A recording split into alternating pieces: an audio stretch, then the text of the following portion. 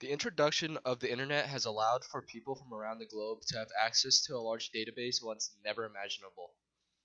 The focus of today's videos is exploring the effects of pornography on human intimacy and human psychology. And the topics that are discussed today are derived from studies that are conducted on the male demographic of pornographic users, as there is a lack of evidence for women.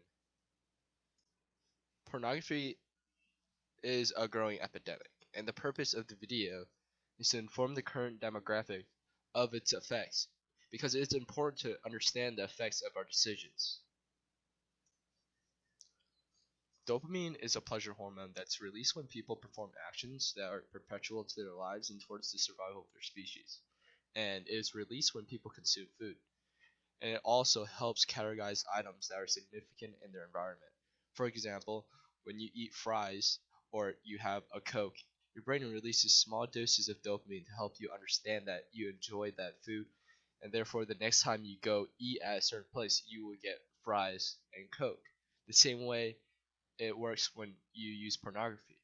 When you use pornography as a way to replace human intimacy or to help reinforce social anxiety and depression, your brain will understand that you're using it as a high, and it will turn to use dopamine to continue reinforcing those bad habits. This chemical is responsible for rewiring the reward circuits in your brain. When you use pornography continuously, your brain will continue to understand that, and the dopamine receptors in your brain will begin to react more sensitively to porn than actual intimacy. This leads to a condition known as PIED, which is porn induced erectile dysfunction. When you are with another sexual partner, since you are so used to getting a dopamine high and getting turned on to porn, when you're with a real human being, it becomes difficult to have sexual intercourse. The consumption of porn negatively rewires your brains to become more aroused to pornographic material. This is why it becomes difficult to have sexual intercourse with a real living human, and it causes conditions such as PIED, the diminishing empathy for women, and lastly, the reinforcement of social anxiety, depression, and excessive usage of pornography.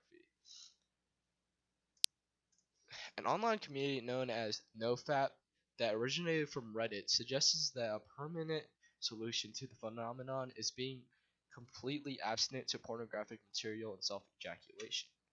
However, this still remains debated in the community.